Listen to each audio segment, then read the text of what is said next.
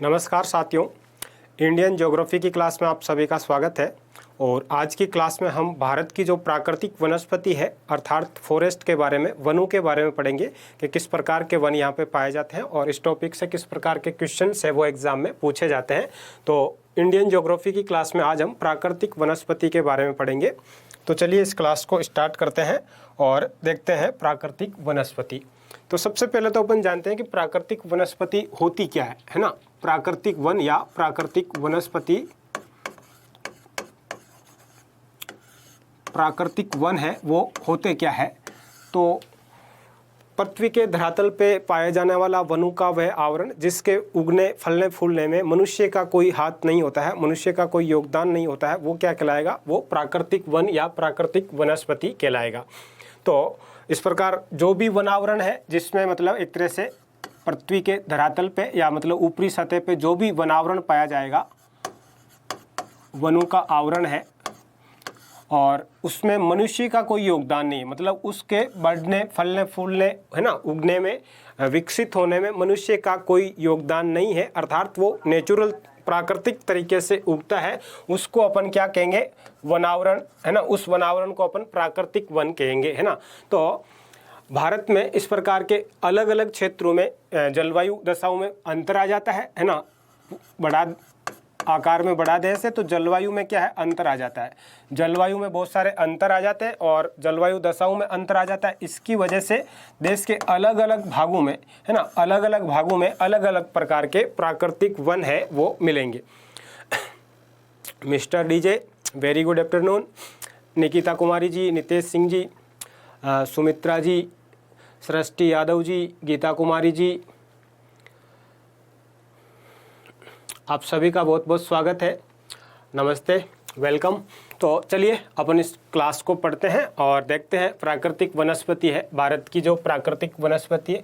एक मानचित्र अपन ने यहाँ पे बनाया है, उसमें भारत में पाए जाने वाले जितने भी प्रकार के वन हैं उनको अपन ने दिखाया है, लिया है। तो जलवायु दशाओं में अंतर आ जाता है, अलग अलग क्षेत्रों में अलग अलग प्रकार की जलवायु पाई जाएगी, है ना। कहीं पे बरसात अधिक होती है, कहीं पे तापमान अधिक होता है। उस हिसाब से क्या होता है, जो ये प्राकृतिक वन होते हैं है ना, प्राकृतिक वन जो है उसमें भी अंतर आ जाएगा। अलग अलग क्षेत्रों में प्राकृतिक वनों में भी क्या होगा, डिफरेंस आ जाएगा और अलग अलग प्रकार के प्राकृतिक वन है वो मिलेंगे। तो इस मैप में जैसे अपन बात करेंगे, इस मैप के माध्यम से, तो जैसे उष्णकटिबंधीय सदाबहार वन, ये वाला जो ग्रीन कलर में दिखाया गया है, ये अपने जैसे वेस्टर्न घाट का ये पार्ट है, कुछ ये उड़ीसा और पश्चिम बंगाल वाला पार्ट है ना। फिर पूर्वोत्तर भारत का जो पार्ट है, पूर्वोत्तर राज्य है, वहाँ पे इस प्रकार के वन मिलेंगे क्योंकि ये वन वहाँ पे विकसित होते हैं जहाँ पे बरसात ज़्यादा होती है। ये सदाबहार वन है और ये कोई दिक्कत नहीं भी है तो पढ़ लीजिएगा, ये कॉमन सा टॉपिक है। यहाँ से कुछ चीज़ें अभी आपको इसमें और अपडेट चीज़ें भी मिलेगी, आप बिल्कुल निश्चिंत रहिए, बहुत कुछ मिलेगा इस क्लास में आपको। तो थोड़ा सा पेशेंस रखिएगा और साथ में आगे बढ़ते रहिएगा, आपको बहुत कुछ सीखने को मिलेगा। करंट की चीज़ें हैं वो भी इसमें मिलेगी आपको। जैसे वन स्थिति रिपोर्ट आती है वो करंट अफेयर्स में अपन को पढ़नी होती है। तो 2021 में आई थी, अब 23 में और आएगी एक दो महीने बाद में। जब वो नहीं आएगी तब उसको पढ़ेंगे, फिलहाल उसी को पढ़ना है। तो उसमें जो डेटा है वो आपके काम के हैं। अभी इस क्लास के लास्ट में आपको वो डेटा भी मिलेंगे, है ना। तो अब यहाँ पे जिस प्रकार अलग प्रकार के वन आपको दिखे है ना, तो ये उष्णकटिबंधीय सदाबहार वन है ना। इस प्रकार के ये जो वन है जिनको अपन यहाँ पे कह सकते हैं, एक तो उष्णकटिबंधीय सदाबहार वन। किस प्रकार के वन है ये, उष्णकटिबंधीय सदाबहार वन, अर्थात एवरग्रीन फॉरेस्ट है ये और हमेशा क्या रहेंगे, हरे भरे रहेंगे, सदाबहार वन। और ये कहाँ कहाँ पे मिलेंगे, एक तो पूर्वोत्तर भारत में मिलेंगे और एक यहाँ पे मिलेंगे उष्णकटिबंधीय सदाबहार वन, पश्चिमी घाट में भी है ना, पश्चिम घाट वाले पार्ट में। फिर है उष्णकटिबंधीय पर्णपाती वन, ये वाले है ना, सेकंड आपका ये वाला सेकंड हो जाता है, ये वाला आपका फर्स्ट हो गया है ना, ये वाला आपका फर्स्ट हो गया जैसे। तो सेकंड में क्या है, उष्णकटिबंधीय पर्णपाती वन। ये उन क्षेत्रों में पाए जाएंगे जहाँ पे 100 से 200 सेंटीमीटर के बीच में बरसात होती है। अमन कुमार जी, जय भीम, वेलकम। फिर पर्वतीय वन है तो हिमालय के क्षेत्र में, है ना, हिमालय के क्षेत्र में इस प्रकार के वन मिलेंगे आपके पर्वतीय वन। ये हिमालय रीजन है, यहाँ पे किस प्रकार के वन मिलेंगे आपको, तो यहाँ पे पर्वतीय वन मिलेंगे। कैसे वन मिलेंगे, पर्वतीय वन मिलेंगे। पर्वतीय वन पहाड़ों पे, है ना, पर्वतीय वन यहाँ पे मिल जाएंगे आपको। तो इस प्रकार अलग अलग क्षेत्रों में अलग अलग प्रकार के वन मिलेंगे। फिर कुछ एरिया है, ये छोटे छोटे पंचेज में कुछ एरिया है, जैसे ये सुंदरवन वाला एरिया है, ये डेल्टाई क्षेत्रों में, यहाँ पे आपको किस प्रकार के वन मिलेंगे, तो यहाँ पे आपको मैंग्रोव फॉरेस्ट होते हैं, ज्वारीय वन होते हैं, वो मिलेंगे। मैंग्रोव वन या ज्वारीय वन या दलदली वन होते हैं, वो आपको यहाँ पे देखने को मिलेंगे। फिर उष्णकटिबंधीय कंटीले वन है, ये राजस्थान वाला पार्ट है, यहाँ पे इस प्रकार के वन मिलेंगे, है ना। उष्णकटिबंधीय कंटीले वन है यहाँ पे, तो ये पूरा का पूरा डेजर्ट वाला एरिया है, यहाँ पे इस प्रकार के वन मिलेंगे, उष्णकटिबंधीय कंटीले वन, है ना, कटिबंधीय कंटीले वन।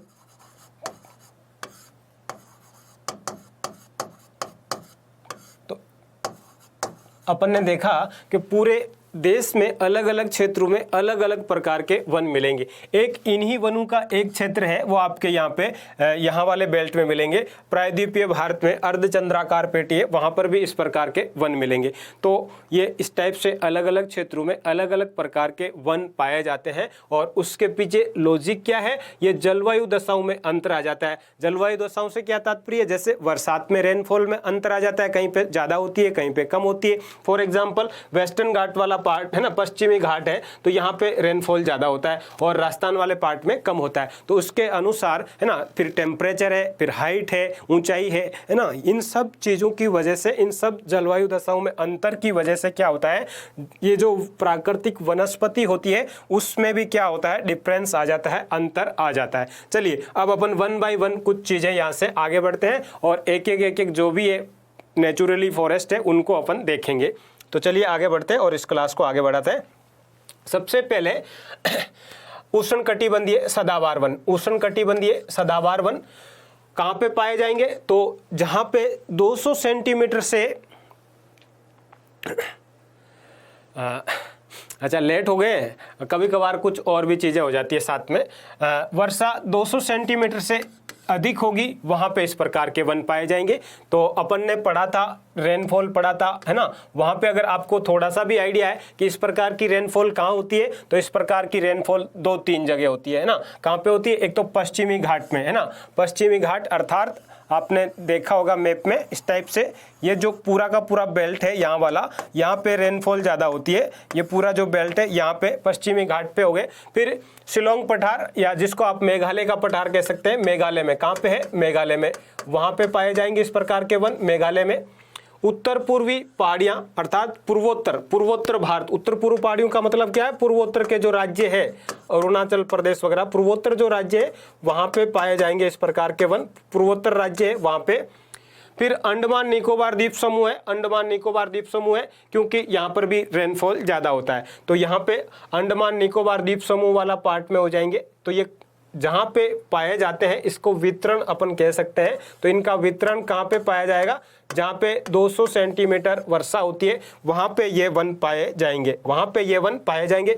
अब इन वनों में मुख्य वृक्ष कौन कौन से हैं, इन वनों में पाए जाने वाले मुख्य वृक्ष कौन कौन से हैं, तो उनमें महोगनी, है ना, क्योंकि ये सदाबहार वन है। सदाबहार वन का मतलब क्या हुआ, हमेशा हरे भरे रहेंगे, है ना, साल भर हरे भरे रहेंगे, साल भर हरे भरे रहते हैं ये,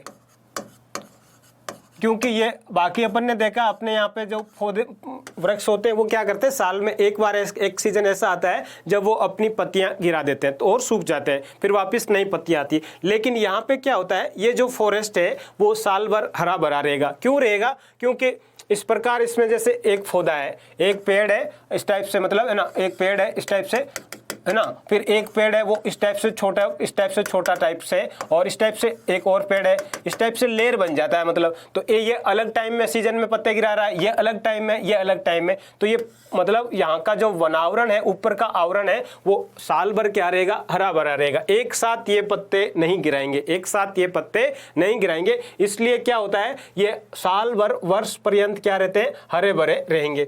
और जहाँ ज़्यादा बारिश होती है वहाँ पे होंगे। तो महोगनी, रोजवुड, आबनूस, बांस, बैंत, सिनकोना और रबर, इस प्रकार के वृक्ष है वो इनमें पाए जाते हैं।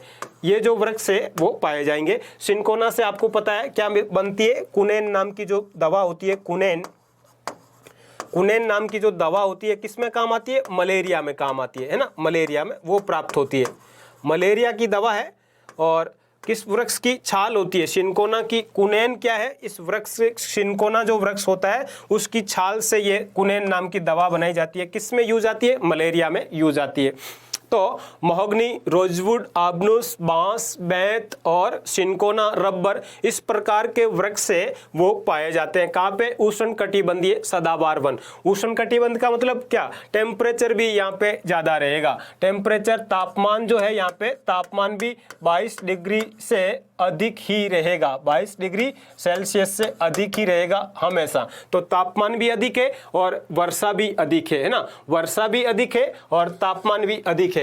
इस वजह से इस प्रकार के वृक्ष से काफी लंबाई वाले पाए जाते हैं। ये वृक्ष क्या होते हैं, काफी लंबे वृक्ष होते हैं। ये जो भी पौधे हैं वो क्या है, लंबे होते हैं, इनकी हाइट ज्यादा होती है, लंबे वृक्ष होते हैं ये, है ना। जैसे बांस है वो लंबा होता है, रोजवुड है, आबनुस है, महोगनी है, इस प्रकार के वृक्ष यहाँ पे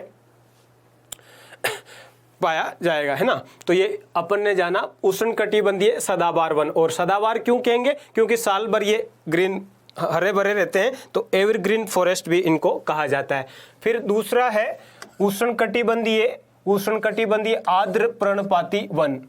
ये वहां पाए जाएंगे जहां पे वर्षा कितनी हो रही है, 100 से लेकर 200 सेंटीमीटर वर्षा हो रही है। जहां पे इतनी वर्षा है वहां पे इस प्रकार के वृक्ष पाए जाएंगे। और इस प्रकार की वर्षा कहाँ पे होती है, तो पश्चिमी घाट जो थे उसके पूर्वी ढाल, जैसे ये पश्चिमी घाट थे, अपन ने देखा है ना इस टाइप से। तो ये पश्चिमी घाट के जैसे ही मानसून वगैरह आता है तो यहाँ पे तो सीधी बारिश होती है, लेकिन ये तो पश्चिम वाला ढाल हो गया। और इधर वाली जो पहाड़ियाँ हैं, ये इधर वाला ढाल है, ये क्या है, ये पूर्वी ढाल हो जाएगा। यहाँ पे रेनफॉल कम हो जाता है, उतना नहीं होता है, क्योंकि ये पवन विमुखी ढाल पे आ जाता है ना, तो यहाँ पे बारिश कम होती है। इन ढालों पे इस प्रकार के वृक्ष पाए जाएंगे। प्रायद्वीपीय भारत के उत्तर पूर्वी पठारी भाग, उत्तर पूर्वी पठारी भाग मतलब ये वाले आपके यहाँ वाले पठार जो है यहाँ पे, जैसे तेलंगाना वगैरह का हो गया, दंडकारण्य वगैरह हो गया, है ना, बघेलखंड का पठार हो गया, कैमूर हो गया है, ये इस टाइप के जो पठारी क्षेत्र है, यहाँ वाले जो पठारी क्षेत्र है यहाँ पे इस प्रकार के वृक्ष पाए जाएंगे यहाँ वाले में।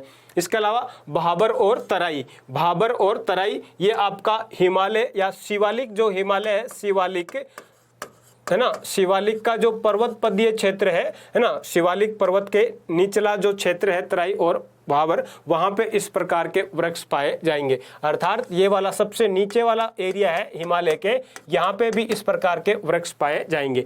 तो ये इस प्रकार के वृक्ष 3 जगहों पे हो गए। एक तो पश्चिमी घाट का पूर्वी ढाल, प्रायद्वीपीय जो भारत है उसके जो ये पठारी क्षेत्र है सारे के सारे यहाँ पे पाए जाएंगे। इसके अलावा ये आपके भाबर और तराई, अर्थात शिवालिक का जो पर्वत पदीय क्षेत्र है, शिवालिक का जो पर्वत पदीय क्षेत्र है वहाँ पे इस प्रकार के वृक्ष पाए जाएंगे।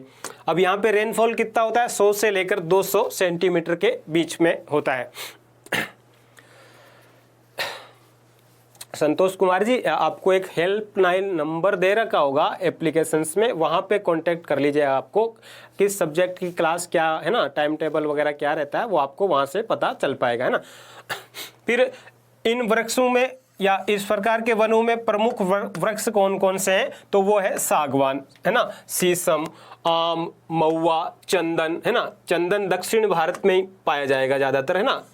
तो इस प्रकार के वृक्ष, अब आपको देखने से ही पता चल रहा होगा, सागवान की लकड़ी कीमती होती है, शीशम की लकड़ी इमारती, है ना, इमारतों में काम आती है, आम है, महुआ है और ये चंदन वगैरह, तो चंदन की लकड़ी भी कीमती होती है। तो यहाँ इन वनों का आर्थिक दृष्टि से महत्व ज़्यादा है, सबसे ज़्यादा महत्व इन्हीं वनों का है। आर्थिक दृष्टि से इकोनॉमिक दृष्टि से मतलब इनका महत्व ज़्यादा है, इन वनों का महत्व है वो ज़्यादा है, क्योंकि इनसे हमें इमारती लकड़ी मिलती है। इमारती जो लकड़ी होती है ना, इमारती जो लकड़ी होती है वो मिलती है यहाँ इनसे, इन वनों से हमें इमारती लकड़ी है वो मिलती है। सागवान की लकड़ी है इमारत वगैरह बनाना, है ना, बिल्डिंग्स में काम आती है, शीशम की है, आम की है, महुआ है ना, और ये चंदन है, ये आपके साउथ वाले पार्ट में स्पेशली कर्नाटक का जो रीजन है वहाँ पे मिलेगा और ये कीमती लकड़ी होती है। हाँ, अब देखिए एग्जैक्ट अपन इसको याद करने के हिसाब से ये देख सकते हैं कि 100 से 150 200 के बीच में, जरूरी नहीं है कहीं पे 200, कहीं पे 200 से हल्की फुल्की ज़्यादा भी हो सकती है, कहीं पे 200 से कम भी हो सकती है, लेकिन इनके बीच का ही ये रेंज रहेगी, है ना।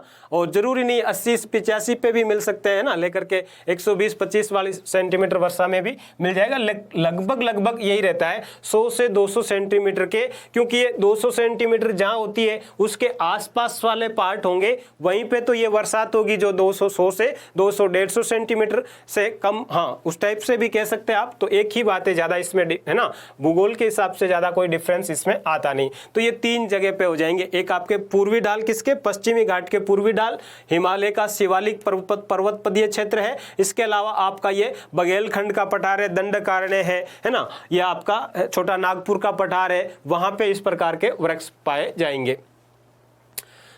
तो आगे बढ़ते हैं और अब अपन तीसरा जो उष्णकटिबंधीय शुष्क पर्णपाती वन है उनको देख लेते हैं। शुष्क पर्णपाती वन, ये 50 से वर्षा कितनी हो जाएगी, 50 से 100 सेंटीमीटर। ये आपको याद करने में थोड़ा आसानी रहे इसलिए भी एग्जैक्ट अपन ने क्या है, ये फिगर है उस टाइप से पकड़ा। हाँ, इसका मतलब 100 से 200 बिल्कुल आप उसी टाइप से याद कर लीजिएगा, उसी जहाँ 100 से 200 मतलब सेंटीमीटर वर्षा होगी वो वहीं पे पाए जाएंगे। Shivani Rajput ji, very good afternoon, welcome. फिर मतलब ये शुष्क वन है, अर्थात जो ड्राई एरिया है, शुष्क एरिया है जहाँ पे बरसात कम होती है, तो 50 से 100 सेंटीमीटर वाले क्षेत्र है वहाँ पे। अब इस प्रकार के क्षेत्र कहाँ है, उत्तर प्रदेश में, मध्य प्रदेश में, महाराष्ट्र वाला एरिया है, वहाँ पे पाया जाएगा, है ना। फिर वृक्षों की बात करें तो कौन है, यहाँ पर भी सागवान है, साल है, शीशम है, महुआ है, आंवला है, कुसुम है, नीम है ना, इस प्रकार के पौधे यहाँ पे पाए जाएंगे, है ना। तो ये इस प्रकार के पौधे पाए जाएंगे। और ये पूरा का पूरा क्या है, मध्य, है ना, मध्य प्रदेश, महाराष्ट्र, उत्तर प्रदेश वाला बेल्ट है जहाँ पे 50 से 100 सेंटीमीटर, 50 से 100 सेंटीमीटर के बीच में वर्षा होती है, वहाँ पे ये वन पाए जाएंगे। और ये भी पर्णपाती का मतलब क्या है, ये जो वृक्ष है, ये वृक्ष भी क्या करते हैं, साल में एक बार अपनी पत्तियां, साल भर में एक बार अपनी पत्तियां हैं वो अवश्य गिराते हैं, अर्थात साल भर में एक बार इनमें क्या है, पतझड़ अवश्य आता है।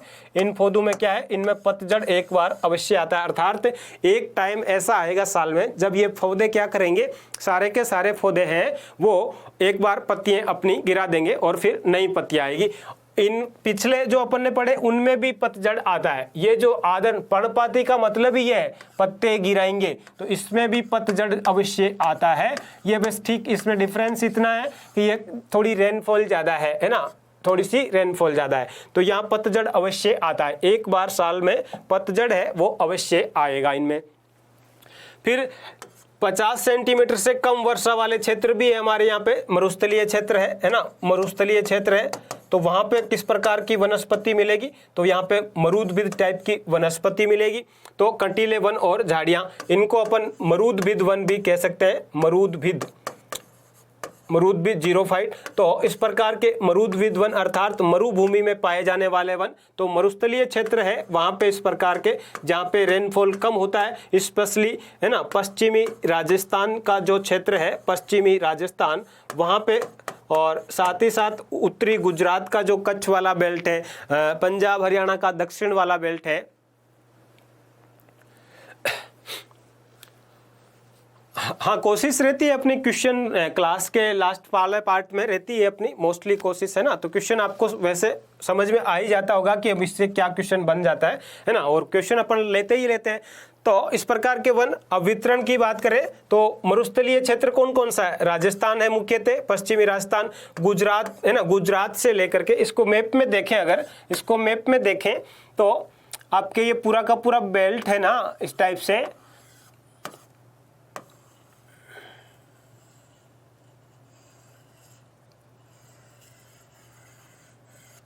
तो यहाँ से गुजरात से ही शुरू हो जाता है इस टाइप से, है ना, पूरा का पूरा बेल्ट है, यहाँ पे इस प्रकार के वन पाए जाएंगे, है ना। यहाँ वाला जो बेल्ट है यहाँ पे इस प्रकार के वन आपको देखने को मिलेंगे, है ना। वितरण की बात करें तो ये पूरा का पूरा बेल्ट है, गुजरात से लेकर के पंजाब तक का बेल्ट है ना, वहां पे इस प्रकार के वन मिलेंगे। इसके अलावा प्रायद्वीपीय भारत में भी एक अर्धचंद्राकार पेटी है, वो यहाँ पे है, इस प्रकार से एक अर्धचंद्राकार पेटी है जहां मतलब इस टाइप के वन आपको देखने को मिलेंगे। इस टाइप का वन है वो यहाँ पर भी आपको देखने को मिलेंगे, क्योंकि यहाँ पर भी क्या है, इस टाइप की क्लाइमेटिक कंडीशन है वो पाई जाती है। स्पेशली महाराष्ट्र का और आंध्र प्रदेश का, तेलंगाना का कुछ हिस्सा है, वहां पे इस प्रकार की कंडीशन मिलेगी जहां पे रेनफॉल है वो कम होता है।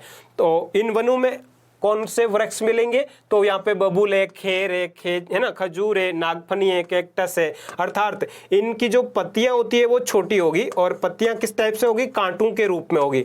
पत्तियां क्या है, कांटों के रूप में होगी। और ऐसा क्यों होता है, कांटों के रूप में होती है, पत्तियां कांटों के रूप में होगी, और ऐसा होता है वाष्पोत्सर्जन कम हो इसलिए, पानी मतलब कम से कम इनका निकल करके जाए एक तरह से। तो वाष्पोत्सर्जन जो होता है,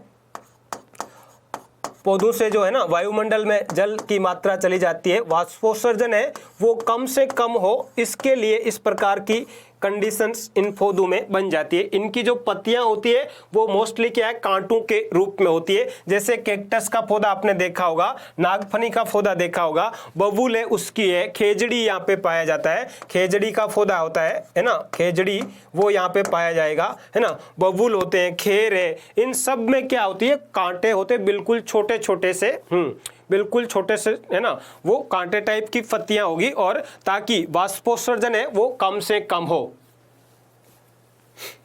इसलिए इस प्रकार के पौधे। और ये 50 सेंटीमीटर से कम वर्षा वाले, और ये दो क्षेत्र है, कहाँ पे है, एक तो आपका ये वाला क्षेत्र हो जाएगा, एक तो आपका ये वाला क्षेत्र हो जाएगा, यहाँ पे जो यहाँ पे वाला है ना, यहाँ पे, और बाकी ये पूरा का पूरा यहाँ वाला क्षेत्र है, ये आपका राजस्थान, पंजाब, हरियाणा का दक्षिण वाला पार्ट है, गुजरात का कच्छ वाला पार्ट है। यहाँ पे इस प्रकार का मतलब ये इस प्रकार की एक, और एक यहाँ पे साउथ में प्रायद्वीपीय भारत में बेल्ट है जिसको आप विदर्भ, है ना, महाराष्ट्र का विदर्भ वाला एरिया है, और बाकी तेलंगाना, आंध्र प्रदेश का कुछ हिस्सा है, वहां पर भी क्या है, वर्षा कम होती है, कितनी, 50 सेंटीमीटर से कम। इस प्रकार के वन वहां भी पाए जाएंगे। वनों में वृक्ष की बात करें तो बबूल है, खेर है, खेजड़ी है, इस प्रकार के पौधे है ना, खजूर है, नागफनी है, कैक्टस है, और इनको मरुदभिद वन भी कहा जाता है। क्या कहते हैं, मरुदभिद वन भी, क्योंकि मरुस्थलीय क्षेत्रों में पाए जाते हैं। मरुस्थलीय क्षेत्रों में स्पेशली पश्चिमी राजस्थान वाले पार्ट में इस प्रकार के वृक्ष है ज्यादा मिलेंगे। तो ये कटीले वन और झाड़ियों को अपन ने देखा। इसके अलावा जैसे पर्वतीय वनों की बात करें, क्योंकि पर्वत जो है, अपना देश बड़ा है आकार में और बहुत सारी अलग अलग प्रकार की ऊंचाइयां यहाँ पे पाई जाती है। तो अपन ने देखा कि हिमालय में क्या है, हिमालय में ऊंचाई के साथ साथ जैसे कुछ ऊंचे पर्वतीय क्षेत्र है, अपने यहाँ पे हिमालय है। तो हिमालय में क्या होता है, अपन ने पढ़ा कि ऊंचाई के साथ साथ में क्या होता है, तापमान में गिरावट आ जाती है ना। जलवायु दशाएं जो होती है, ऊंचाई के साथ तापमान क्या है, कम होता जाता है, तापमान में कमी आती है। उसकी वजह से तापमान में कमी आती है, उसकी वजह से क्या है, यहाँ पे जो वन है, जो वनस्पति यहाँ पे पाई जाती है, उसमें भी अंतर आएगा, उसमें भी क्या होगा, अंतर आएगा, क्योंकि यहाँ पे रेनफॉल वगैरह उसमें भी अंतर आता है। तो प्राकृतिक वनस्पति में भी यहाँ अंतर आएगा। हिमालय के रीजन में क्या होता है कि उष्णकटिबंधीय वन से लेकर के अल्पाइन वनों तक सब पाए जाएंगे। अल्पाइन वनस्पति वो होती है जो मतलब बर्फीले क्षेत्रों में पाई जाती है। तो इस प्रकार के वन भी यहाँ पे हिमालय में अपन को देखने को मिलेंगे। जैसे जैसे हाइट बढ़ेगी हिमालय की, है ना, जैसे जैसे हाइट बढ़ेगी उस हिसाब से यहाँ पे वनस्पति में भी डिफरेंस आएगा, है ना। यहाँ पे वनस्पति है उसमें भी डिफरेंस आएगा। तो ये जितनी जितनी हाइट बढ़ती जाएगी यहाँ पे, है ना, उस हिसाब से यहाँ पे वनस्पति मिलेगी। तो हिमालय में वनस्पति को निर्धारित करने वाली जो चीज है वो क्या हो जाती है, ऊंचाई की वजह से तापमान में डिफरेंस आता है, कमी आती है, और उसके अनुसार वनस्पति में भी यहाँ अंतर आता है। तो यहाँ पे उष्णकटिबंधीय वनों से लेकर के अपन ने जैसे पढ़े कि जो तराई क्षेत्र है, बाबर क्षेत्र है, वहाँ पे किस प्रकार के है ना वन मिलते हैं, वो बिल्कुल वहाँ पे अपन ने सदाबहार वन मिलते हैं उष्णकटिबंधीय। तो यहाँ पे जो वन मिलेंगे वो उष्णकटिबंधीय वनों से लेकर के उष्णकटिबंधीय वन जो होते हैं, उष्णकटिबंधीय से लेकर के अल्पाइन वन जो होते हैं, जो बर्फ वाले क्षेत्रों में मिलते हैं, लेकर अल्पाइन वन है ना, इस प्रकार के अल्पाइन वन जो है वो भी यहाँ पे मिलेंगे। तो ये हिमालय में जलवायु दशाओं में अंतर आ जाता है, जलवायु दशाएं क्लाइमेट में अंतर आता है, और उस क्लाइमेट में चेंज आने की वजह से वनस्पति में भी अंतर आ जाता है। तो इस प्रकार के वन आपको हिमालय क्षेत्र में मिलेंगे। वितरण की बात करें तो हिमालय क्षेत्र में मिलेंगे, हिमालय पर इस प्रकार के वन मिलेंगे।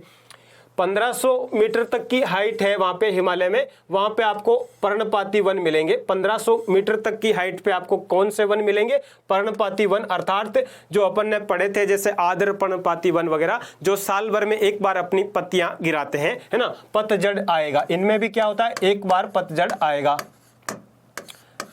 है ना। अब 1500 से लेकर के 3500 मीटर तक की ऊंचाई है, वहां पे कोणधारी वन है ना, कोणधारी सदाबहार वन मिलेंगे, कोणधारी या शंकु जो वन होते हैं वो यहाँ पे मिलेंगे। प्रमुख वृक्ष की बात करें यहाँ पे तो वो कौन कौन से हैं? तो वृक्ष की बात करें तो देवदार मिलता है, यहाँ पे स्प्रूस मिलता है, सिल्वर फर मिलता है, चीड़ मिलता है, इस प्रकार के वृक्ष मिलेंगे। कहाँ पे? हिमालय रीजन में। तो हिमालय रीजन में वृक्ष है वो अलग प्रकार के मिलेंगे। कारण क्या है? जलवायु दशाओं में यहाँ पे अंतर आ जाता है। तो इस प्रकार के वन यहाँ पे मिलेंगे अपने को अलग अलग प्रकार के। तो कोणधारी वन, शंकुधारी वन भी कहते हैं, शंकु के रूप में इस टाइप से, मतलब इस प्रकार के वृक्ष होंगे, है ना, इस प्रकार के वृक्ष होंगे, बिल्कुल इस प्रकार के वृक्ष होंगे, है ना, इस टाइप के वृक्ष होंगे। तो इस प्रकार के वृक्षों को अपन क्या कहेंगे? शंकुधारी या कोणधारी वन कहेंगे। फिर अगला जो वृक्ष बच जाते हैं वन है वो है जवारीय वन। इनको मैंग्रोव फॉरेस्ट भी बोला जाता है। क्या बोलते हैं? मैंग्रोव फॉरेस्ट भी इनको बोला जाता है, या इनको दलदली वन भी बोला जाता है, क्योंकि ये दलदली क्षेत्रों में पाए जाते हैं। तो दलदली वन भी इनको बोला जाता है। कहाँ पे मिलेंगे? मोस्टली उन क्षेत्रों में मिलेंगे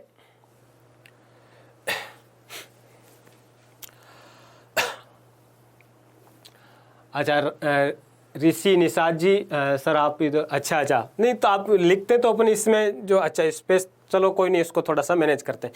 तो जवारीय वन या मैंग्रोव वन जो है वहाँ की बात कर रहे हैं। तो ये उन क्षेत्रों में मिलेंगे, दलदली क्षेत्र जो है ना। अब दलदली क्षेत्र कहाँ पे डेवलप होंगे?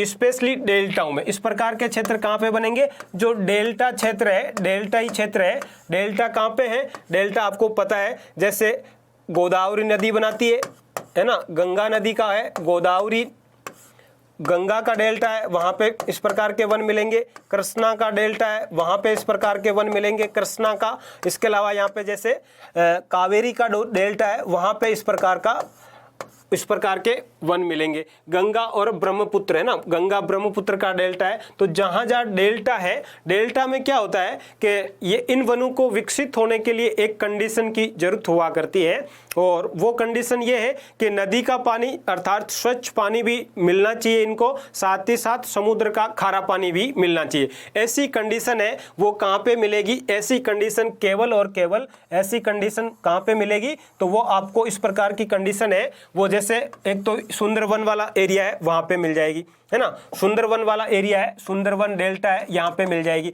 इसके अलावा जैसे गोदावरी नदी का डेल्टा है वहाँ पे मिलेगा, है ना, कृष्णा नदी का डेल्टा है, कावेरी का डेल्टा है, वहाँ मिलेगा। इसके अलावा कुछ कुछ और जगह है यहाँ पे गुजरात वगैरह में यहाँ पे मिल जाएगा, थोड़ा बहुत यहाँ पे केरल वगैरह। तो ये तटीय क्षेत्रों में ही मिलेंगे। ये वन कहाँ पे मिलेंगे? केवल और केवल तटीय क्षेत्रों में। तटीय डेल्टाई जो क्षेत्र है वहाँ पे मिलेंगे। जहाँ डेल्टा है वहीं पे इस प्रकार के वन मिलेंगे। इनको मैंग्रोव फॉरेस्ट या दलदली वन भी कहा जाता है। तो वितरण कहाँ पे? डेल्टाई क्षेत्रों में वितरण। फिर इसमें प्रमुख वृक्ष की बात करें इन वनों में तो मैंग्रोव वन है, इन्हीं के नाम पे इनको मैंग्रोव वन। सुंदरी वन है, और इस सुंदरी वृक्ष की वजह से ही सुंदरवन डेल्टा नाम पड़ा है। सुंदरवन जो डेल्टा है वो इस वृक्ष की बहुलता की वजह से ही सुंदरवन डेल्टा नाम रखा गया है। तो सुंदरवन में केजूरिना नाम का एक पेड़ होता है वो मिलता है। इसके अलावा केवड़ा है, वो है ना, केवड़ा का पेड़ है वो भी यहाँ पे मिलता है। तो ये मैंग्रोव या ज्वारीय वन है, स्पेशली तटीय क्षेत्रों में जहाँ पे नदी क्या करती है, समुद्र में गिरने से पहले डेल्टा का निर्माण करती है, वहाँ पे इस प्रकार के वृक्ष मिलते हैं। और ये जो समुद्र तटीय जो क्षेत्र है, कोस्टल एरिया है उन्हें में मतलब उनका संरक्षण के लिए, जैसे कई बार सुनामी टाइप से या ज्वारीय लहरें वगैरह आती है, तरंगे आती है समुद्री, उनसे संरक्षण का काम भी ये करती है।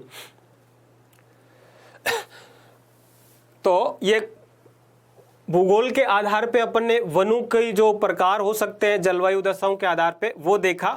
अब अपन थोड़ा सा प्रशासनिक आधार पे भी वनों का वर्गीकरण किया जाता है वो देखेंगे।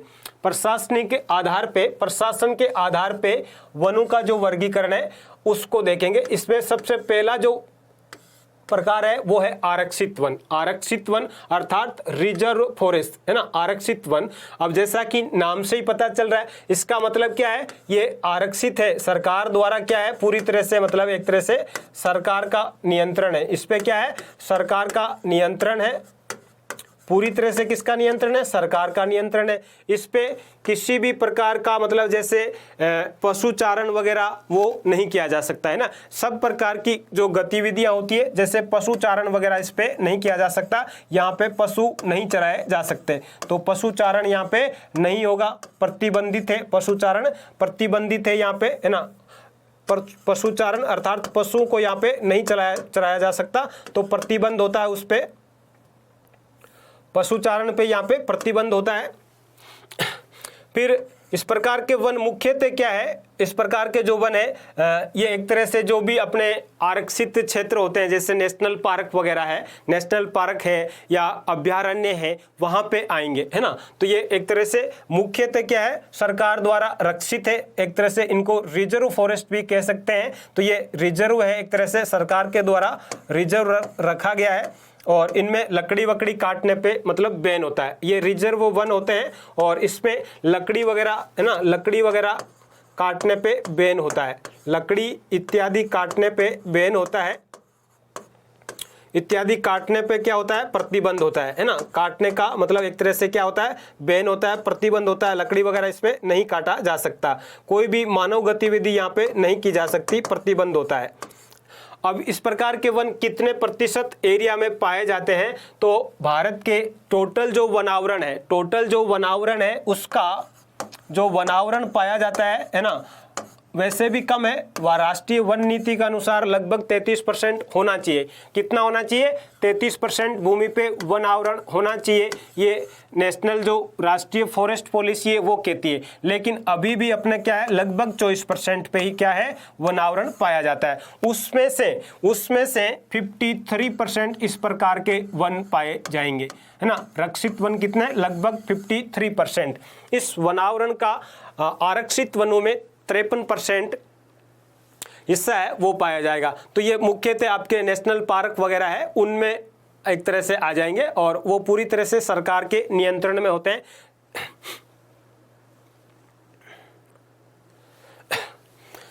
तो इस टाइप से आपको समझ में आ गया कि आरक्षित वन का मतलब क्या है। आरक्षित वन का मतलब है सरकार द्वारा नियंत्रित वन है, सरकार द्वारा एक तरह से रिजर्व किए वन है। और ये मुख्यतः जैसे नेशनल पार्क है ना, या अभ्यारण्य वगैरह है, कोई अभ्यारण्य है वहाँ, है ना, अभ्यारण्य है या कोई रिजर्व या जैव आरक्षित क्षेत्र वगैरह बनाए गए, वहाँ पे ये एक तरह से आ जाएंगे। तो इस प्रकार के वनों पे सरकार का पूरा नियंत्रण होता है, सरकार है वही मतलब एक तरह से अनुमति देती है। कोई पेड़ सूख भी गया, काटना है तो सरकार उसकी क्या कर, आरक्षित का मतलब क्या है, सरकार का पूरी तरह से सरकार के नियंत्रण में है, आरक्षित कर रखे हैं, रिजर्व कर रखे हैं। इन वनों में कोई भी मानव गतिविधि है वो नहीं संचालित की जा सकती, केवल पर्यटन के हिसाब से देखने के लिए ही वहाँ पे जाया जा सकता है, वो भी सरकार की अनुमति से। तो नेशनल फॉरेस्ट जैसे नेशनल पार्क वगैरह है, राष्ट्रीय अपन पढ़ेंगे अगली क्लास में अपन, जैसे है ना राष्ट्रीय उद्यान वगैरह अपन नाम सुना होगा ना आप लोगों ने, अभ्यारण्य होते हैं, सेंचुरी वगैरह होती है, तो वहां पे जो वन होते हैं वो इसके अंतर्गत आ जाएंगे एक तरह से। और ये पूरी तरह से सरकार के नियंत्रण में होता है, इनमें पशु वगैरह नहीं चराए जा सकते है ना। और साथ ही साथ यहाँ पे लकड़ी इत्यादि काटने पर भी प्रतिबंध होता है। सरकार का एक तरह से, सरकार ने क्या कर रखे हैं, इनको रिजर्व कर रखा है, सरकार ने क्या कर रखा है, आरक्षित कर रखा है, रिजर्व कर रखा है। फिर दूसरा जो प्रशासन के आधार पे वनों का वर्गीकरण होता है वो है संरक्षित वन। संरक्षित वन ये भी सरकार के नियंत्रण में होता है, ये भी क्या होता है, सरकार, इस पे भी सरकार का नियंत्रण होता है, इस पे भी सरकार का नियंत्रण होता है, सरकार का नियंत्रण होता है, इन पे भी, इस पे भी सरकार का नियंत्रण होता है। लेकिन यहाँ पे मतलब कुछ जैसे कुछ मानव गतिविधियों की परमिशन है, मानव गतिविधियां जो होती है, मानव गतिविधि उस पे हालांकि बैन होता है, जो भी गतिविधि होती है मानव गतिविधि उस पे यहाँ पर भी बैन होता है। वैसे मानव गतिविधि पे यहाँ पर भी प्रतिबंध होता है, लेकिन सरकार परमिशन दे सकती है, लेकिन गवर्नमेंट है वो परमिशन देती है। इनमें कभी कभार सरकार क्या करती है, वो एक तरह से अनुमति देती है, कुछ कुछ कार्यों के लिए अनुमति देती है। पशुचारण वगैरह की, जैसे पशु वगैरह चराना है किसी को, तो पशुचारण की भी सरकार है वो परमिशन देगी तभी चरा सकते हैं ना। पशुचारण के लिए भी यहाँ पे प्रवेश है वो अनुमति से होता है ना, प्रवेश है वो अनुमति के बिना नहीं किया जा सकता, तो यहाँ पे अनुमति लेकर के ही पशुचारण किया जा सकता है। इस प्रकार के वन है, इस प्रकार के वन है वो 29% पार्ट पे पाए जाते हैं, है ना। इन वनों का हिस्सा कितना है, तो 29% पार्ट पे पाए जाते हैं। और ये वन भी सरकार के द्वारा संरक्षित होते हैं, है ना, सरकार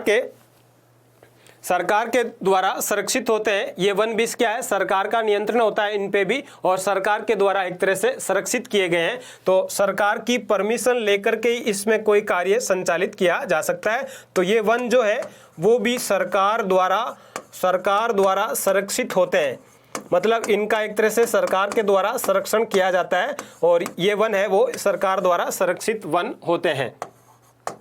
तीसरा जो प्रकार है वनों का प्रशासन के आधार पे वो है अनक्लासिफाइड या अवर्गीकृत वन। कुछ इस प्रकार के वन भी है जो अवर्गीकृत वन है, इनमें किसी प्रकार का मतलब एक तरह से कोई प्रतिबंध नहीं है, इस पे कोई प्रतिबंध नहीं होता है, इस पे प्रतिबंध नहीं है, कोई भी मतलब यहाँ पे जा करके कार्य कर सकता है ना, तो प्रतिबंध नहीं है। इस प्रकार के वन सरकार से अनुमति की आवश्यकता नहीं होती है, इसमें क्या है, अनुमति की आवश्यकता नहीं होती है, अनुमति की जरूरत नहीं है। किसी को अगर इन वनों में कुछ मतलब लकड़ी वकड़ी काटना है तो काट सकते हैं, अनुमति की जरूरत नहीं होती है। और इन वनों का अगर प्रतिशत की बात करें तो लगभग 18% हिस्सा है इस प्रकार के वनों में आता है। हालांकि ये भी सरकार के ही अधीन आते हैं, सरकार के अधीन तो होते हैं, लेकिन सरकार चाहे तो इस पे बैन लगा सकती है, सरकार के अधीन ही होते हैं वैसे तो, है ना, क्योंकि राज्यों की जो सरकारें होते हैं उसके अधीन ही आएंगे, तो सरकार के अधीन तो होते हैं, लेकिन परमिशन लेने की ये सब आवश्यकता इसमें नहीं होती है। तो प्रशासन के आधार पे अपन ने वनों को, क्वेश्चन ऐसे बनेंगे जैसे आपसे पूछ लिया कि भारत में जो वनावरण पाया जाता है उसमें सर्वाधिक हिस्सा किस प्रकार के वनों का है, तो अभी अपन ने देखा सबसे ज्यादा हिस्सा किसका है, रिजर्व फॉरेस्ट का है, रिजर्व फॉरेस्ट का है, कितना है, 53% है। इस टाइप से आपसे पूछ लेंगे, है ना। तो ये अपन ने देख लिया कि आरक्षित वन, सबसे पहले क्या था, आरक्षित वन, आरक्षित वन था, अर्थात जो सरकार के द्वारा आरक्षित रखा गया, कितना परसेंट है, 53%, कितना था, 53%। फिर अपन ने देखा कि संरक्षित वन है, संरक्षित वन है वो कितना था, 29%। और तीसरा क्या बच जाता है, तीसरा अवर्गीकृत वन, अवर्गीकृत वन, वर्गीकृत वन है वो बच जाता है। तो ए वर्गीकृत वन में अभी अपन ने देख लिया कितना परसेंट है, 18% हिस्सा है। तो यहाँ से क्वेश्चन आपके बन सकता है कि सबसे ज़्यादा कौन सा है ना, या घटते क्रम में बढ़ते क्रम में कौन सा है, इस टाइप से भी। तो सबसे ज़्यादा आरक्षित वन है। अभी और बहुत सारे क्वेश्चन बनने जैसे फैक्ट आपको मिलेंगे। एक भारतीय वन स्थिति रिपोर्ट है, वो आती है प्रत्येक 2 साल बाद में आती है। भारत वन स्थिति रिपोर्ट, भारत वन स्थिति की, वनों की स्थिति क्या है भारत में, इस पे एक सर्वे होता है, हर 2 साल में होता है।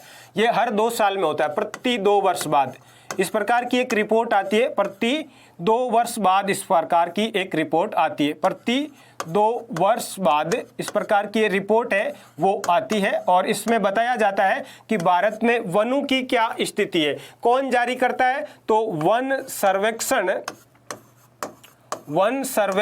विभाग है के वन सर्वेक्षण विभाग है, देहरादून में बना है। इसका कहाँ पे है, वन सर्वेक्षण विभाग देहरादून, उत्तराखंड में है ना, भारतीय वन सर्वेक्षण विभाग देहरादून, उसके द्वारा इसको जारी किया जाता है। इसमें सैटेलाइट जो है, अपने इंडिया के सैटेलाइट भेजे गए हैं, उनके डेटा का यूज किया जाता है। सैटेलाइट से जो प्राप्त डेटा है,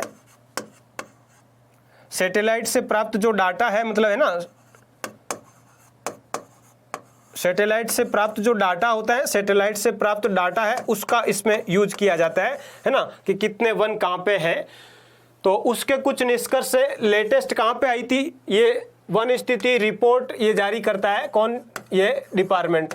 और ये रिपोर्ट 2 साल से जारी होती है। लेटेस्ट है वो 2021 की है, अब है ना, 2021 की है, अब 23 में नहीं आएगी। तो अब 23 में आएगी तब उसको वापस पढ़ेंगे अपन। तो 2019 में आई थी, इससे पहले कब आई थी, 2019 में। तो यहाँ से कुछ जो निष्कर्ष निकलते हैं इस रिपोर्ट के, ये आपके करंट का क्वेश्चन भी बन जाता है। ये क्या है, आपका करंट में भी पूछा जा सकता है, क्योंकि ये लेटेस्ट है। फिर वन और वृक्ष आवरण में वृद्धि कितनी हुई, मतलब 2019 में जो आंकड़े थे उससे कितना प्रतिशत है इस बार बढ़ा, 21 में कितना बढ़ गया। तो कितना वन बढ़ा, 2261 वर्ग किलोमीटर की वृद्धि हुई। अर्थात पहले हमारे पास में जो वनावरण है, अर्थात वन जहां पे फैले हुए, वनावरण में क्या हुई है, ग्रोथ हुई है, वृद्धि हुई है। कितनी वृद्धि हुई है, तो आपके 2261 वर्ग किलोमीटर की वृद्धि हुई है। अब कुल भौगोलिक क्षेत्रफल पर यह आपके इंपॉर्टेंट हो जाता है, कितना है, 24.62%। भारत की कुल जो भूमि है उसके 24% है ना, 24.62% पे क्या पाया जाता है, वन पाए जाते हैं, है ना। तो 100 वर्ग किलोमीटर में से केवल 24.62 वर्ग किलोमीटर पे ही, मतलब है ना, अगर पूरा मान लिया जाए एरिया भारत का, तो 24% पे ही वन पाए जाएंगे।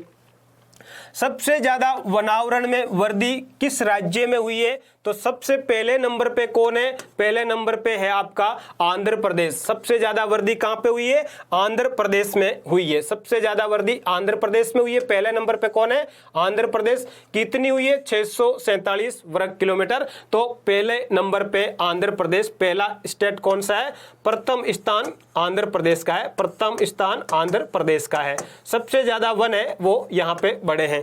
दूसरा है तेलंगाना का 632 वर्ग किलोमीटर, अर्थात सेकंड है वो तेलंगाना। ओडिशा है, थर्ड है उड़ीसा, तीसरे नंबर पे उड़ीसा। फिर चौथे पे कर्नाटक है, चौथे पे कर्नाटका है। और 5वें पे है झारखंड, 5वें नंबर पे कौन है, झारखंड। तो ये यहां से आपसे क्वेश्चन पूछ सकते हैं कि वन स्थिति रिपोर्ट 2021 की है, उसके अनुसार सबसे ज्यादा वन किस राज्य में बड़े हैं, है ना, वनावरण किस राज्य में बड़ा है, तो वो आपका आंध्र प्रदेश हो जाएगा। तो ये सीक्वेंस आपसे पूछ सकते हैं, यहां से क्वेश्चन बन सकता है आप लोगों के लिए एग्जाम में। और ये करंट का क्वेश्चन भी हो जाता है। वन स्थिति रिपोर्ट है, कौन जारी करता है ना, कब जारी होती है। तो ये जो 21 की जारी हुई थी, वन और पर्यावरण मंत्री थे, वन और पर्यावरण मंत्री भूपेंद्र यादव, उनके द्वारा ये जारी की गई। इसमें सैटेलाइट जो है, रिसोर्स सेट सैटेलाइट हमारा जो भेजा गया है संसाधनों के सर्वेक्षण के लिए, उसके डाटा है वो यूज हुए हैं इसमें। आगे है क्षेत्रवार वन आवरण, अर्थात एरिया के हिसाब से कि सबसे ज्यादा एरिया, वन वाला एरिया किसके पास में ज्यादा है। तो पहले नंबर पे है मध्य प्रदेश। पहले नंबर पे कौन है, मध्य प्रदेश में सबसे ज्यादा वन आवरण है एरिया के हिसाब से। पहले नंबर पे मध्य प्रदेश, कितना है, 77,400 92.60 वर्ग किलोमीटर। तो पहला स्थान किसका है, जिसके पास में सबसे ज्यादा वनों वाला एरिया है, तो वो मध्य प्रदेश में है। सबसे ज्यादा एरिया वनों का किसके पास में है, तो वो मध्य प्रदेश के पास में। दूसरा कौन सा है, अरुणाचल प्रदेश 66,000। तीसरा छत्तीसगढ़ है ना, तो ये द्वितीय हो जाएगा आपका अरुणाचल प्रदेश, ये पूछे जा सकते हैं यहाँ से आपको। तीसरे नंबर पे आपका छत्तीसगढ़, थर्ड नंबर पे छत्तीसगढ़ कितना है 55,000। ओडिशा फिर चौथे नंबर पे और महाराष्ट्र हो जाएगा 5वें नंबर पे। तो ये 3-4 कम से कम ये 3 तो याद कर लीजिएगा। इस रिपोर्ट में सबसे ज्यादा एरिया है ना, इस रिपोर्ट में सबसे ज्यादा वनावरण वाला एरिया है वो किसके पास में दर्ज किया गया है, तो मध्य प्रदेश, दूसरा अरुणाचल प्रदेश, फिर छत्तीसगढ़ है ना। 77, 66, 55 ये भी याद करोगे तो आपको आइडिया रह जाएगा है ना। सबसे ज्यादा मध्य प्रदेश, दूसरा अरुणाचल प्रदेश, तीसरा आपका छत्तीसगढ़, चौथा उड़ीसा है, 5वां महाराष्ट्र है।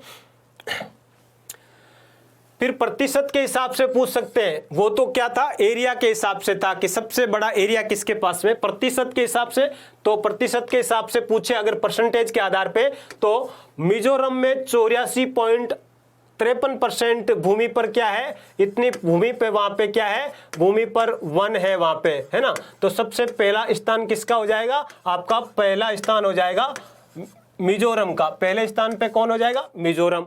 फिर दूसरा कौन हो जाएगा, अरुणाचल प्रदेश। वहां पे लगभग 79 है ना, 79 अर्थात 80% के आसपास में क्या है, वन है ना, 80% के आसपास में वन है। फिर मेघालय हो जाएगा 76%, मणिपुर हो जाएगा 74% और नागालैंड हो जाएगा 73%। सबसे ज्यादा कहां पे है, 100% किसी के पास में नहीं है, तो मिजोरम है वो पहले नंबर पे हो जाएगा, मिजोरम है वो फर्स्ट नंबर पे हो जाएगा। ये किसके डाटा है, ये रिपोर्ट जो है आपके वन स्थिति रिपोर्ट है 2021 की, 2021 की वन स्थिति रिपोर्ट है, उसके डेटा है, उसके आंकड़े हैं। फिर अपन देश में बात करें तो 75% से ज्यादा एरिया में वन किस राज्य में है, 75% से अधिक वन वाले राज्य, 75% से अधिक वन वाले राज्यों की बात करें तो वो कौन कौन से हैं, जैसे लक्षद्वीप है राज्य या केंद्र शासित प्रदेश जो भी है ना, मिजोरम है, अंडमान निकोबार में ज्यादा है और अरुणाचल प्रदेश में ज्यादा है, तथा मेघालय। अर्थात ये केंद्र शासित प्रदेश या राज्य है, ये वो राज्य है या संघ शासित प्रदेश है जहां पे 75% से ज्यादा क्या है, वन पाए जाएंगे। वहां पे जितनी भूमि है उस पे 75% से ज्यादा क्या है, वनावरण पाया जाएगा। फिर 33 से लेकर के अपन ने पढ़ा कि हमारी जो राष्ट्रीय वन नीति है, राष्ट्रीय वन नीति जो है उसमें हमारा टारगेट है, राष्ट्रीय वन नीति जो है उसका टारगेट है कि भारत पे मतलब भारत की भूमि पे कितना 33% हिस्से पे क्या होना चाहिए, वन होना चाहिए। तो 33 से 75 के मध्य में 12 राज्य केंद्र शासित प्रदेश है, अर्थात मणिपुर, नागालैंड, त्रिपुरा, गोवा, केरल, सिक्किम, उत्तराखंड, छत्तीसगढ़, दादरा नगर हवेली तथा दमन दीव और असम, ओडिशा। ये 12 स्टेट है, ये 12 राज्य है जहाँ पे मतलब इन 12 राज्यों में ये 12 राज्य है जहाँ पे 33% से अधिक है ना। 12 ये हो गए और ये 4-5 ये वाले मान लीजिएगा। बाकी राज्य में क्या है, बाकी राज्य में इससे कम है, जो लक्ष्य है टारगेट है हमारा उससे कम वन पाए जाते हैं। फिर मैंग्रोव वन की बात करें, इसी रिपोर्ट में मैंग्रोव वन की बात करें अगर, तो मैंग्रोव आवरण में वृद्धि कितनी हुई है, मात्र 17 वर्ग किलोमीटर की वृद्धि हुई। मैंग्रोव वन कौन से, वो इनको जवारीय वन भी बोलते हैं, जहां पे जवार भाटा आता है, जवार का पानी आता है, इसलिए इनको जवारीय वन भी बोलते हैं। कहाँ पाए जाएंगे, केवल डेल्टाई जो क्षेत्र है ना, डेल्टाई जो एरिया है, डेल्टाई क्षेत्रों में पाए जाते हैं। मैंग्रोव वन डिटेल में अपन पढ़ चुके हैं। तो mangrove one, total mangrove one कितने हैं, तो 4,992 वर्ग किलोमीटर का एरिया है। पूरे देश में इतना ही मैंग्रोव वन पाए जाते हैं, मतलब कम है ना। और मैंग्रोव वन में वृद्धि दिखाने वाले सिर्फ 3 राज्यों की बात करें तो ओडिशा में 8 वर्ग किलोमीटर बढ़ा अर्थात पहले नंबर पे, महाराष्ट्र में 4 वर्ग किलोमीटर बढ़ा दूसरे नंबर पे, कर्नाटक में 3 वर्ग किलोमीटर बढ़ा ये तीसरे नंबर पे। तो ये रिपोर्ट के अनुसार इनमें क्या है, थोड़ी सी वृद्धि दर्ज की गई है। ये 3 राज्य हैं, इनमें और ये कहाँ पे मिलेंगे, ये तटीय या डेल्टाई क्षेत्र होंगे वहीं पे मिलेंगे, क्योंकि ज्वारीय वन वहीं पाए जाएंगे जहाँ पे नदी और ज्वार का पानी या समुद्र का पानी मिलता है। तो इस प्रकार की कंडीशन अपने यहाँ पे केवल ये जो तटीय क्षेत्र है ना, तटीय जो क्षेत्र है वहीं पे पाई जाएगी। तो एक तो यहाँ पे हो जाता है आपका सुंदरवन डेल्टा है, वहाँ पे गोदावरी नदी का डेल्टा, कृष्णा का डेल्टा है वहाँ पे पाए जाते हैं, कावेरी का डेल्टा है वहाँ पे, थोड़े बहुत आपके गुजरात वाले एरिया में यहाँ पाए जाएंगे, हल्के फुल्के कर्नाटक महाराष्ट्र वाला एरिया में, केरल वाला एरिया में। तो ये तटीय क्षेत्र होते हैं वहीं पे मिलेंगे, जहाँ जहाँ तटीय क्षेत्र है ना, तटीय क्षेत्र है वहाँ पे ये वृक्ष मिलेंगे और इनको मैंग्रोव वन भी बोलते हैं। तो इस प्रकार के वन सबसे ज़्यादा है वो पश्चिमी बंगाल में। अगर अधिकतम की बात करें तो ये ज्वारीय वन सबसे ज़्यादा कहाँ पे मिलेंगे, पश्चिमी बंगाल में, क्योंकि सुंदरवन डेल्टा वहाँ पे है, पश्चिमी बंगाल में सबसे ज़्यादा मिलेंगे, पश्चिमी बंगाल में सबसे ज़्यादा मिलेंगे। और सुंदरवन डेल्टा में सबसे ज़्यादा मिलते हैं, सुंदरवन डेल्टा है वो इन्हीं से निर्मित है। सुंदरवन जो है डेल्टा है गंगा और ब्रह्मपुत्र से निर्मित, वहाँ पे इस प्रकार के वन है वो सबसे ज़्यादा मिलेंगे। तो आज की क्लास में हमने जो हमारी प्राकृतिक वनस्पति है, साथ ही साथ जो हमारी ये रिपोर्ट है वनों से संबंधित वन स्थिति रिपोर्ट, भारत वन स्थिति रिपोर्ट, उसके जो डेटा थे काम के जो भी इम्पोर्टेंट थे वो डेटा अपन ने शामिल किए थे, और वनों का जो प्रशासनिक वर्गीकरण है उसके बारे में भी जाना। तो इस क्लास में फिलहाल इतना ही, अगली क्लास में फिर मिलेंगे नए टॉपिक के साथ, तब तक के लिए थैंक यू सो मच।